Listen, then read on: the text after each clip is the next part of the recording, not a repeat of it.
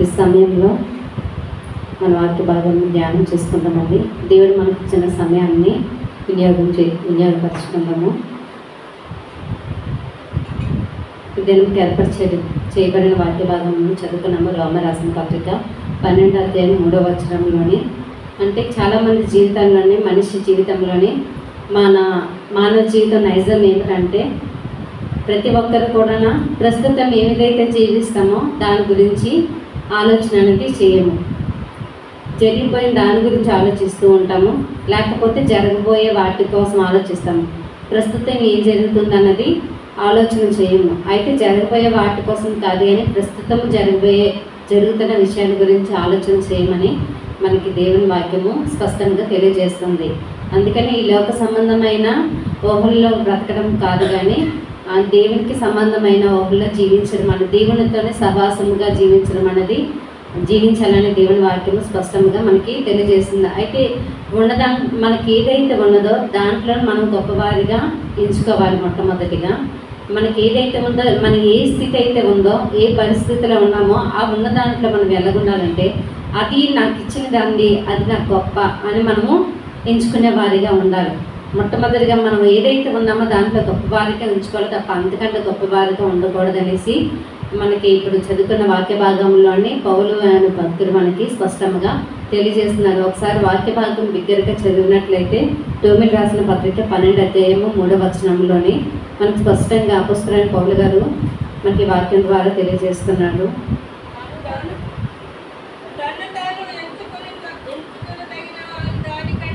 తను తాను ఎంచుకొనదగిన దానికంటే ఎక్కువగా ఎంచుకొనక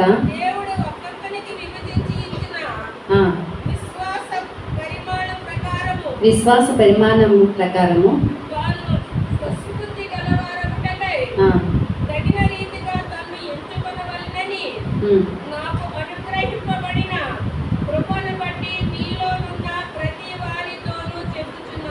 హల్లెలూయా. అంటే తనను తాను ఎంచుకున్న దానికంటే ఎక్కువగా ఎంచుకోకూడదు అనేసి దేవుని వాక్యము స్పష్టంగా తెలియజేస్తుంది. అంత మాత్రమే కాదు కానీ ఎలా ఉండాలంటే విశ్వాస పరిమాణం బట్టి స్వబుద్ధిని ఆధారం చేసుకున్న వారిగా ఉండాలని దేవుని వాక్యం సెలవిస్తుంది. అయితే మనం ఏంటంటే మనము గొప్పవారిగా ఎప్పుడు కూడా ఎంచుకోకూడదు. మనం ఏదైతే ఉన్నామో ఆ స్థితిలోనే తక్కువ వారిగా మనము ఎంచుకోవాలని దేవుని వాక్యము స్పష్టంగా మనకి తెలియజేస్తుంది. అంటే గొప్పవారికి ఎంచుకోకూడదు. బైబిల్ గ్రంథంలో ఒక వ్యక్తి ఉన్నాడు. ఆ వ్యక్తి ఎవరంటే మనకి బాగా తెలుసు, గారడి పనులు చేస్తున్న సీమోన్ అనే వ్యక్తి. అయితే తను ఏంటంటే తనకు గొప్పవాడికన్నా అందరికీ ప్రచారం చేస్తూ ఉన్నాడు. ఏంటంటే తనకు దేవుని కంటే గొప్పవాడిని, నేను చేసే ట్రిక్స్, మ్యాజిక్స్, లేకపోతే ఏదైతే అద్భుతం చేస్తున్నానో అవన్నీ మనుషులు ఏం చేస్తున్నారంటే నా ద్వారానే అన్ని అద్భుతాలు జరుగుతాయి, అన్ని కార్యాలు జరుగుతాయని ఒక ఊహ జీవితాన్ని అనేది ఆ సీమోన్ అని జీవిస్తున్నాడు. అయితే ఆ ఊహాలోకంలో ఉంటున్నప్పుడు దేవుడు ఏమంటున్నాడంటే ఈ మనుషులందరినీ కూడా మాయ చేస్తున్నట్లుగా మనకి తెలియజేస్తున్నారు. అపోస్తలుల కార్యంలో 8వ అధ్యాయము 9-10 వచనంలోనే స్పష్టంగా ఆయన గురించి రాయబడి ఉంది. ఏంటంటే సీమోన్ ఏమనుకుంటాడంటే తనకంటే గొప్పవాడిని ప్రజలకు ఏమని తెలియజేస్తున్నాడంటే నేను చాలా గొప్పవాడిని అనేసి అక్కడున్న ప్రజలందరినీ విభ్రాంతి పరుస్తున్నట్లుగా మనకి స్పష్టంగా కనబడుతుంది. తనకి దైవశక్తి అనేది తనకు అనుగ్రహించబడింది, నా ద్వారా మాత్రమే గొప్ప కార్యాలు జరుగుతాయి అనేసి తెలియజేస్తున్నాడు. మన వాక్య భాగం చూసుకున్నట్లయితే 8వ అధ్యాయం 9-10 వచనాలు మనం చదువుకున్నట్లయితే, సీమోన్ అనే మనుషుడు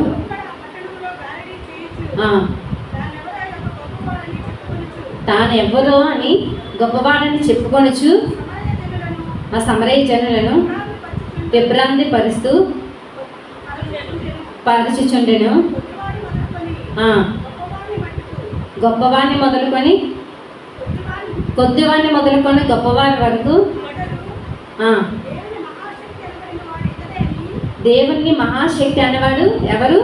సీమోను అని చెప్పుకొనుచు ఆయన్ని లక్ష్య పెట్టారు. అంటే దేవుని శక్తి గలవారు ఎవరు అంటే సీమోనే అని ఆ ప్రజలు, అక్కడ ఉన్న ప్రజలందరినీ ఏం చేస్తున్నారంటే విభ్రాంతి పరుస్తున్నాడు. ఆ విభ్రాంతి పరుస్తూ అందరూ కూడా తనను అనుసరిస్తున్నారు. దైవశక్తి కలిగిన వారు ఎవరు అంటే ఈ సీమోన్ అన్నవారేమో, ఈ గారెడి పనులు చేస్తున్న సీమోన్ ఏమో అనుకొని తన్ని ఏంటంటే లక్ష్య పెట్టుకుంటున్నాడు. తన గొప్పని అందరికీ ప్రజలకి చూపిస్తూ ఉన్నాడు. అయితే అపొస్తలుడైన పౌలు గారు మనకి రోమర్ రాసిన పత్రికలో తెలియజేశారు, తను గొప్పవాడిగా ఎంచుకోనకూడదు, గొప్పవాడిగా ఎంచుకున్నాడు. అయితే ఆ సమయంలోనే ఫిలిప్ అనే వ్యక్తి వచ్చాడు.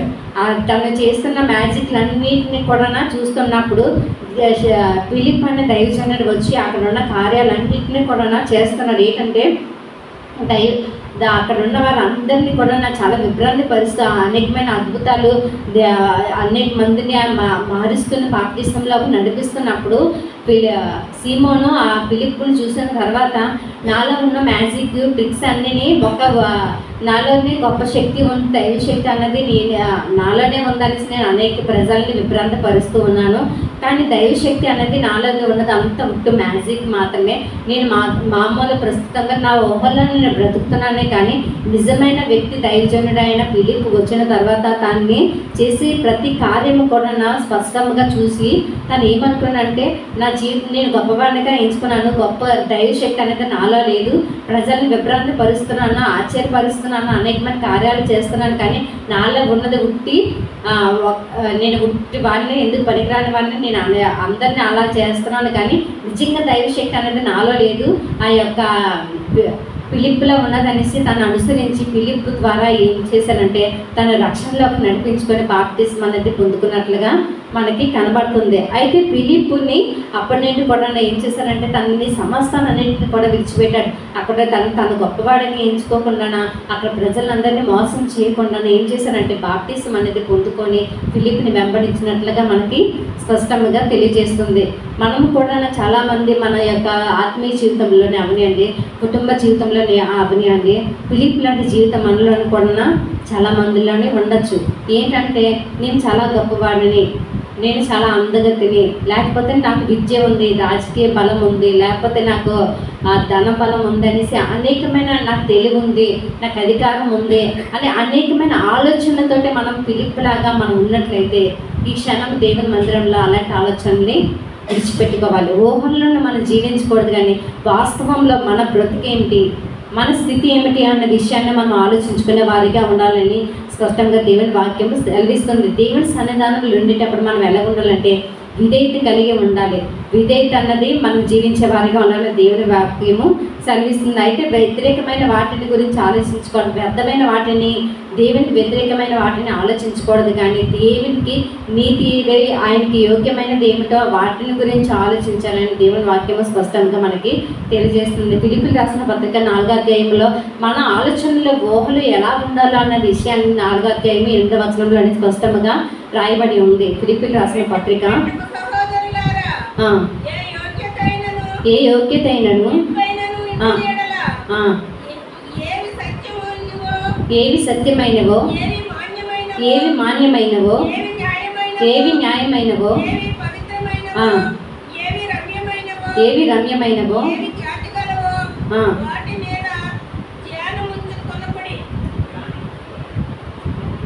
ధ్యానం ఉంచుకొనుడి.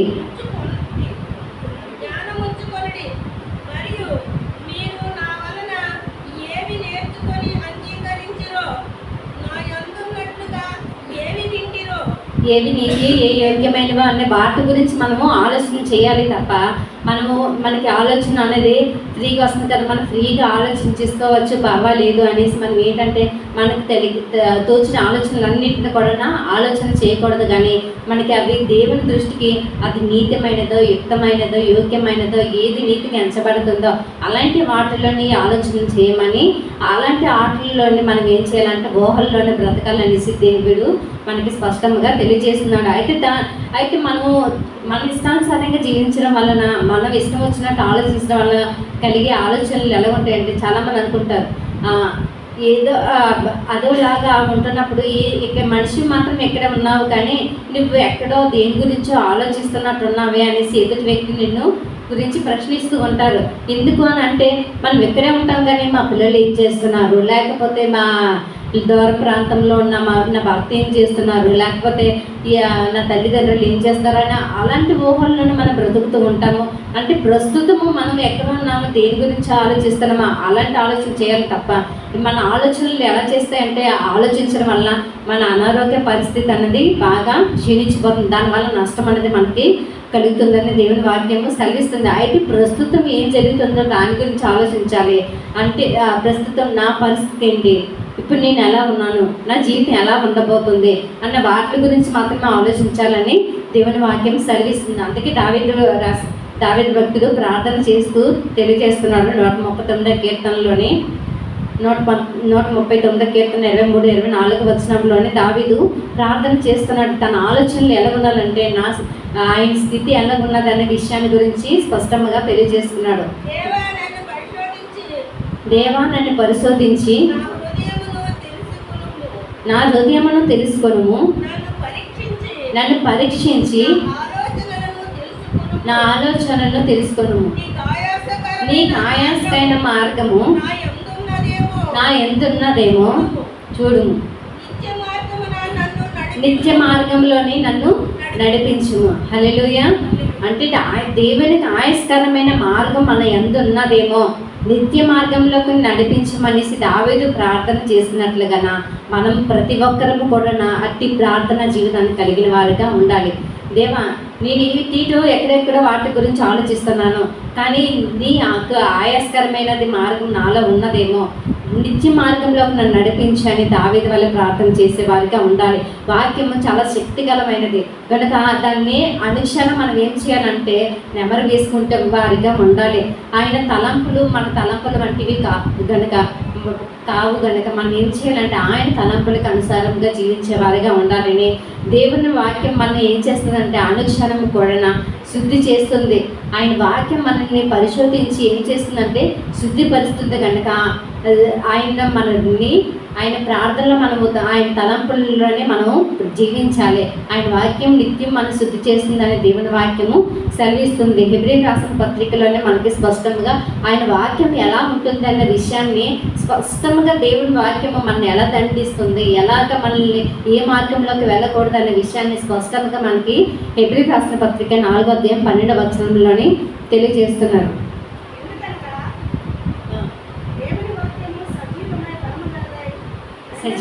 గట్టిగా చదవడమ్మా.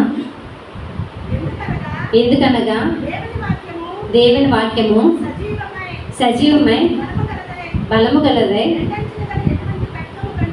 రెండంచులు కలిగిన ఎటువంటి ఖడ్గమైనను వాడిగా ఉండి కేర్లను మూలుగులను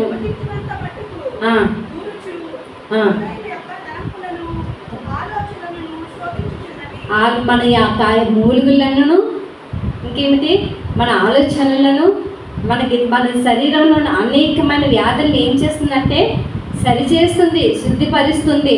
అది దేవుని వాక్యం ఎలాగుంటుందంటే 2 అంచుల ఖడ్గంలా ఉంటుంది కనుక దేవుని వాక్యాన్ని మన జ్ఞానం కలిగినది కనుక శక్తివంతమైనది కనుక దేవుని వాక్యాన్ని మనము ఆధారం చేసుకోవాలి. దేవుని వాక్యములను మనం ప్రతి క్షణము కూడా శుద్ధిపరుస్తుంది కనుక మన ఆలోచన దేవుని వైపు మాత్రమే ఉండేవారిగా ఉండాలి. అందుకనే ఎఫెసీయులకు రాసిన పత్రికలో 4వ అధ్యాయం 22వ వచనంలోని మనం ఏం చేయాలంటే దేవుని వాక్యం మనం శుద్ధిపరుస్తున్నప్పుడు అనుక్షణము దేవుని వాక్యం ఖడ్గం వల్ల మనల్ని సరి చేస్తున్నప్పుడు మన ప్రతి మూలుగులను కూడా శుద్ధిపరుస్తున్నప్పుడు ఏం చేస్తుందంటే మన నుండి 4వ అధ్యాయం 22వ వచనం స్పష్టంగా తెలియజేస్తుంది. నవీన స్వభావాన్ని మనం ధరించుకోవాలి. నవీన స్వభావము మన ప్రాచీన స్వభావం విడిచిపెట్టి నవీన స్వభావాన్ని మనము ధరించుకునే వారిగా ఉండాలని దేవుని వాక్యము స్పష్టంగా మనకి తెలియజేస్తుంది. ప్రతి దానికి కూడా మన హృదయం ఏం చేస్తుందంటే అందుకనే దేవుని వాక్యం సెలవిస్తుంది, హృదయము మోసకరమైనది అనేసి. మన హృదయం ఏంటంటే అనేకమైన ఆలోచనల్ని కలిగిస్తూ ఉంటుంది. అది ఏం చేస్తుందంటే ప్రస్తుతాన్ని ఆలోచించనివ్వకుండా జరిగిపోయిన వాటిని గురించి ఆలోచించేలా చేస్తుంది, జరగబోయే దాని గురించి ఆలోచించేలా చేస్తుంది. అలా ఆలోచించినప్పుడు ప్రస్తుతం అనేది ఆలోచించుకున్న మన జీవితం ఏమవుతుందంటే సర్వనాశనానికి అనేది దారి తీస్తూ ఉంటుంది. కనుక మన స్వభావాన్ని ఏం చేయాలంటే మార్చుకోవాలి. దేవుని వాక్యం చెప్తుంది ఏమిటంటే మన స్వభావాన్ని మనము మార్చుకునే వారిగా ఉండాలని దేవుని వాక్యం సత్యం గురించి, నీతి గురించి, యథార్థత గురించి స్పష్టంగా తెలియజేస్తుంది కనుక మన స్వభావాన్ని ఏం చేయాలంటే దేవుని వైపు మార్చుకునే వారిగా ఉండాలి. మనం ప్రస్తుతం ఎలా జీవిస్తున్నామో ఆ దాని గురించి ఆలోచించాలి తప్ప ఊహల్లో మనం జీవించకూడదు. మనము ఇతరుల కంటే గొప్పవారుగా అని ఎప్పుడు కూడా ఎంచుకోకూడదని దేవుని వాక్యము సెలవిస్తుంది. అయితే మన విశ్వాస జీవితంలో ఎలా ఉండాలంటే ప్రతి ఒక్క విశ్వాస జీవితం ఎలా ఉంటుందంటే వెలుచుకుని బట్టి కాదు కానీ వారి విశ్వాసాన్ని బట్టి నడవాలని దేవుని వాక్యం సెలవిస్తుంది. చాలామంది అనుకుంటారు విశ్వాసాన్ని బట్టి ఎలా జరుగుతుందండి అని అంటే మనం లాస్ట్ వీక్ చదువుకున్నాం. విశ్వాసం నిరీక్షించబడిన వారి నిజ స్వరూపమై ఉన్నదని తెలియజేస్తుంది. అయితే అదృశ్యమైన వాటిని స్పష్టంగా తెలియజేస్తూ ఉంటుంది. అంటే అదృష్టమైన వాటికి రుజువై ఉన్నది. ఏంటంటే మన విశ్వాస జీవితం ఏంటంటే నిరీక్షించబడిన వారి నిజస్వరూపమై ఉన్నది. అంత మాత్రమే కాదు కానీ అదృశ్యమైన వాటికి రుజువై ఉన్నవనేసి దేవుని వాక్యము స్పష్టంగా తెలియజేస్తుంది. మన విశ్వాసం ఎలా ఉండాలంటే మనం ఇప్పుడు వాక్యము వింటున్నాం అనుకోండి, ఇదని ఆరాధన చేస్తున్నప్పుడు, ప్రార్థన చేస్తున్నప్పుడు, మనం ప్రార్థన చేస్తూ ఉన్నప్పుడు చాలాసార్లు ఏమనుకుంటామంటే ప్రభా ఇక్కడ 2-3 కూడి ఉంటారా ఆరు మధ్య నేను ఉన్నాను అనేసి మీరు అంటారు కదండి. ప్రార్థన చేస్తాము అక్కడ అంటే దేవుడు నిజంగా ఉన్నాడని మన విశ్వాసం ఉంచుతున్నామా? దేవుడు నిజంగా మన పక్కనే ఉన్నాడు, ప్రభు నా పక్కనే ఉండి నా వాక్యాన్ని వింటున్నాడు, లేకపోతే నా ప్రార్థన వింటున్నాడు అని నిజంగా విశ్వాసం నీ జీవితంలో ఉన్నట్లయితే దేవుని వాక్యం ఏం చేస్తుందంటే విశ్వాసం వలన మాత్రమే నువ్వు అదృశ్యమైన వాటికి రుజువై ఉన్నవని దేవుని వాక్యము సెలవిస్తుంది. అంటే నీవు ఏం చేయాలంటే నిరీక్షించాలి. విశ్వాసం ఉన్నది, దేవుడు నా ప్రక్కనే ఉన్నాడు, నన్ను చూస్తున్నాడు, నేను చేసే ప్రతిక్రియను దేవుడు చూస్తున్నాడు అనే విశ్వాస జీవితం అనేది కలిగి ఉండాలని దేవుని వాక్యము సెలవిస్తుంది. అందుకే దేవుని వాక్యం మనకు రాసిన హెబ్రీ రాసిన పత్రికలోనే 1:14 దేవుని దూతలు ఎలాగుంటాయి అంటే మనకి ఎవరైతే దేవుని పని చేస్తూ ఉంటారో వారి చుట్టూ కూడా దేవుని దూతలు కాపు కాస్తూ ఉంటాయి. అందుకని దేవుని వాక్యం ఏమంటుందంటే యెహోవా యందు భయభక్తులు కలవారి ఎడల ఆయన దూతలు నిత్యము కూడా అక్కడే ఉంటాయని దేవుని వాక్యం సెలవిస్తుంది. దేవుని యందు భయభక్తులు కలిగి ఉన్నప్పుడు ఆయన దూతలు నిత్యము కూడా కాపాడుతూ ఉంటాయి. దేవుని పని ఎవరైతే చేస్తారో సత్యమైన వాటి కొరకు ఎవరైతే ప్రయాసపడుతూ ఉంటారో వారి కొరకు ఏంటంటే దేవదూతలు నిత్యము కూడా వారి కోసము నిరీక్షించబడి ఉంటాయి. అన్నీ అటువంటి విశ్వాసం నీ జీవితంలో ఉండాలి. నిజమే, నేను ఏది మాట్లాడుతున్నాను ప్రతిదీ కూడా దేవుడు చూస్తున్నాడు, అయ్యో నేను ఇది మాట్లాడకూడదు, నేను ఎలా చేయకూడదు అనే విషయాన్ని మనము విశ్వాసం ఉంచాలి.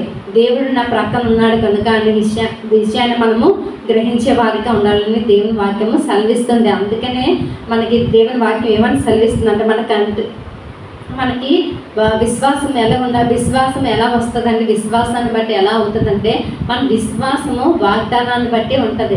మన ఆధారం ఎవరంటే మన విశ్వాసానికి ఆధారమే వాగ్దానం అనే దేవుని వాక్యము సెలవిస్తుంది. ఆ విశ్వాసాన్ని బట్టి ఏ వ్యక్తి అయినా విశ్వాసం ద్వారా రక్షించబడతాడు. అంత మాత్రమే కాదు కానీ ఆ విశ్వాసం మీద ఆధారపడినప్పుడు మన జీవితం ఏమవుతుందంటే సత్యంలోనికి నడిపించబడుతుందని దేవుని వాక్యము సెలవిస్తుంది. వాగ్దానం ఆధారం చేసుకొని విశ్వాసంతో ప్రయాణం అనేది చేసేవారిగా ఉండాలని దేవుని వాక్యం సెలవిస్తుంది. విశ్వాసంతో చాలామంది ప్రయాణం చేయరు కానీ వారి యొక్క ఊహల్లోనే బ్రతుకుతూ ఉంటారు. అయితే ఆ ఊహా జీవితం అనేది జీవించకూడదు కానీ విశ్వాస ప్రయాణం అనేది మనం చేసేవారిగా ఉండాలని దేవుని వాక్యము సెలవిస్తుంది. అందుకని ఫిలిప్పీయులకు రాసిన పత్రిక 3:13 స్పష్టంగా 3 విషయాలను అపోస్తలుడైన పౌలు గారు మనకి తెలియజేస్తున్నారు. ఫిలిప్పీయులకు రాసిన పత్రిక 3:13 సహోదరులారా నేను ఇదివరకు పట్టుకొని ఉన్నానని అయితే వెనుకున్నవి మరచి ముందున్న వాటి కొరకై వేగిరపడుచు దేవుని ఉన్నతమైన పిలుపుకు కలిగి బహుమానమును పొందవలనని గురి ఎద్దకే పరిగెత్తుచున్నాను. హల్లెలూయా.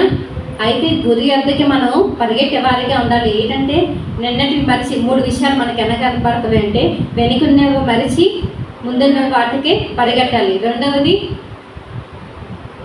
వెనుకున్నవి మరవాలి, ముందున్న వాటికి ఏం చేయాలంటే వేగిరమని పొందబోయే వాటి కోసం పరిగెట్టాలి. మూడోది ఏంటంటే పరిగెట్టాలి, విశ్వాసంతో దేవుని యొద్దకు పరిగెట్టాలి, గురి యొద్దకు పరిగెట్టే వారిగా ఉండాలి. వెనుకని మరచాలి, ముందున్న వాటికి పొందబోయే వాటి కొరకు మనము ఉండాలి. అంత మాత్రమే కాదు కానీ పరిగెట్టాలి, ప్రస్తుతము పరిగెట్టే వారిగా ఉండాలి. అందుకని ఒక వ్యక్తి తెలియజేస్తున్నారు ఏంటంటే, రెంజన్ జాక్సన్ అనే వ్యక్తి ఏంటంటే పరిశుద్ధాత్మ కలిగిన వారు ఎలా ఉంటారంటే పడుకున్న వారికి పడుకోడు, లేకపోతే కూర్చున్న వారితో కూర్చోడు, కానీ పరిగెట్టే వారితోటి ఎవరైతే ప్రయాసపడి దేవుని కొరకు పరిగెడతారో వాటితో కూడా పరిశుద్ధాత్మ అనేది పరిగెడుతుందని దేవుని వాక్యం స్పష్టంగా తెలియజేస్తుంది. అయితే మనము ఏం చేయాలంటే పరిశుద్ధాత్మ మనలో ఉండాలంటే మనం నిత్యము కూడా పరిగెత్తే వారిగా ఉండాలి, దేవుని కోసం పరిగెట్టే వారిగా ఉండాలని దేవుని వాక్యము సెలవిస్తుంది. అయితే మనం మొట్టమొదటిగా చదువుకున్నాము ఫిలిప్పీయులకు రాసిన పత్రిక 3:13 సహోదరులారా, అంటే ఇంతకు ముందే నేను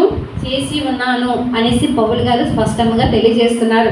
నేటి వరకు పట్టుకొని ఉన్నాను, నేను నేటి వరకు నేను పట్టుకొని ఉన్నానని తలంచును. అయితే మొన్నటి వరకు ఆయన చాలా మందిరాలు కట్టాడు, చాలా ఆత్మలు రక్షించాడు, అనేకమైన విధమైన అద్భుత కార్యాలు చేశాడు. కానీ నేను ఇంతకుముందు చేశాను అనేసి దాని గురించి నేను తలంచను, కానీ జరగబోయేది ఇంకా నేను ఏం చేయాలనే వాటి కోసం ఏం చేస్తున్నానంటే నేను పరిగెడుతున్నాను అనేసి పౌలు గారు స్పష్టంగా ఏదైతే సాధించబోతున్నాడో ఆ సాధించబోయే వాటి కోసము పరిగెట్టే వారిగా ఉండాలని దేవుని వాక్యము సెలవిస్తుంది. మన జీవితము జరిగిపోయిన వాటి కోసం కాదు, కానీ జరగబోయే వాటి కోసం కాదు, ప్రస్తుతం ఏం జరుగుతుందో దానికోసం మనం ఆలోచించే వారిగా ఉండాలి. ప్రస్తుతం ఏం జరుగుతుందో జరిగిపోయే వాటి కోసం కాదు, కానీ జరగబోయే వాటి కోసం కాదు, కానీ ప్రస్తుతము జరిగే వాటిని మనము బలపరుచుకోవాలని దేవుని వాక్యం సెలవిస్తుంది. అయితే ఇద్దరు భక్తులు బైబిల్ గ్రంథంలో జరిగిన వాటిని జరగబోయే వాటి గురించి ప్రస్తుతం బలపడిన వారు ఇద్దరు వ్యక్తుల గురించి క్లుప్తంగా తెలియజేసి ముగించాలని ఇష్టపడుతున్నాను.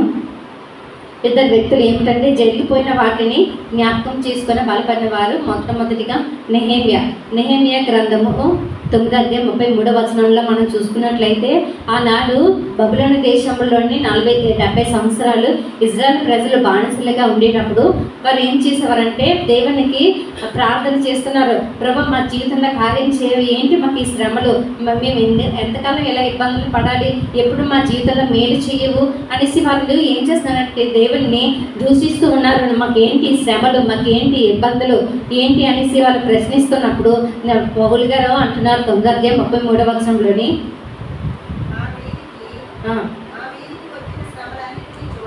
నా మీదకి వచ్చిన శ్రమలన్నీ చూడగా నీవు న్యాయస్థుడివే, నీవు సత్యముగానే ప్రవర్తించితివి, కానీ మేము దుర్మార్గులమై అవుతుంది అనేసి పౌలు గారు తెలియజేస్తున్నారు. ఏంటంటే అప్పుడు వాళ్ళు ఒకప్పుడు జరిగిన ఇజ్రాయెల్ మోషే కాలంలోనే వారికి ఆహారాన్ని ఇచ్చారు, బానిస బ్రతుకుల నుండి విడిపించారు, ఆ విషయాలన్నీ మర్చిపోయారు. కానీ వారు ఏం చేస్తారంటే బబులోని దేశంలోని వారు 70 సంవత్సరాలు బానిసలుగా బ్రతుకుతూ వారు పడిన శ్రమల గురించి, ప్రస్తుతం పడిన శ్రమల గురించి ఏం చేస్తున్నారంటే దేవునికి వ్యతిరేకస్తులు అవుతున్నారు, దేవుని మీద తిరుగుబాటు చేస్తున్నారు. అయితే నెహెమ్యా ఏం చేస్తున్నారంటే ప్రస్తుతం జరిగిన దాని గురించి దేవుని బలపరుస్తున్నాడు. ఏంటంటే బలపడుతున్నాడు. ఏ విధంగా అంటే ప్రభు ఒకప్పుడు నువ్వు ఎలా చేసావు, అయితే ఒకప్పుడు మా జీవితాలన్నీ సంరక్షించావు, ఒకప్పుడు ఆహారం ఇచ్చావు, అన్ని ఆరోగ్యం ఇచ్చావు, అన్నీ ఇచ్చావు, కానీ మేము చేస్తున్న పాపాలను బట్టి ఇప్పుడు నువ్వు మాకు శిక్ష విధిస్తున్నావు, ఆ శిక్షకి నేను అర్హుడినే అనేసి ప్రస్తుతం దాన్ని బట్టి ఏం చేస్తున్నారంటే బాధపడుతున్నాడు. ఇది నీకు యోగ్యమైనది అనేసి పౌలు గారు స్పష్టంగా తెలియజేస్తున్నారు. అయితే మనము కూడా ఏం చేయాలంటే ప్రస్తుతం జరిగిన వాటి గురించి బలపడాలి.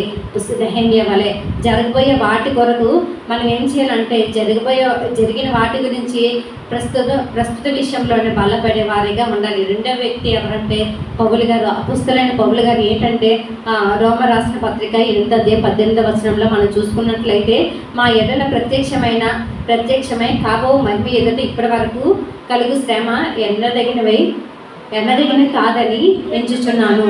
అనేసి పౌలు గారు స్పష్టంగా తెలియజేస్తున్నారు.